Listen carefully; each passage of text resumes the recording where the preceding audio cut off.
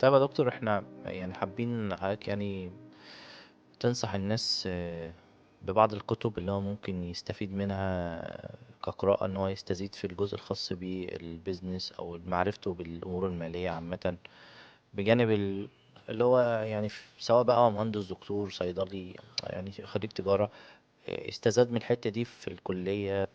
ما ينفعش تخش مجال البيزنس وانت مش عارف مين روبرت كيوساكي، مم.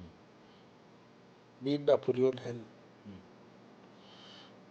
آه، كتاب الأب الغني والأب الفقير. مم. ما ينفعش تقراه، يعني ما ينفعش تدخل مجال البيزنس غير ما تقراه.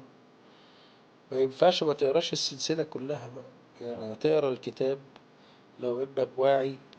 الشخص اللي بيقرأ واعي لنفسه، هيلاقي نفسه لوحده عاوز يقرا سلسلة الكتب. ما ينفعش ما تعرفش مين فرانكلين كوفي أو ستيفن كوفي. ما ينفعش ما تقراش كتاب العادات السبع وكتاب العادة التامة.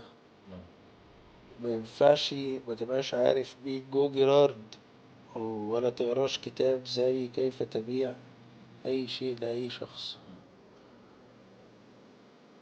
احنا ما قلناش 10 كتب ولا حاجة. كويسين رضا. تمام.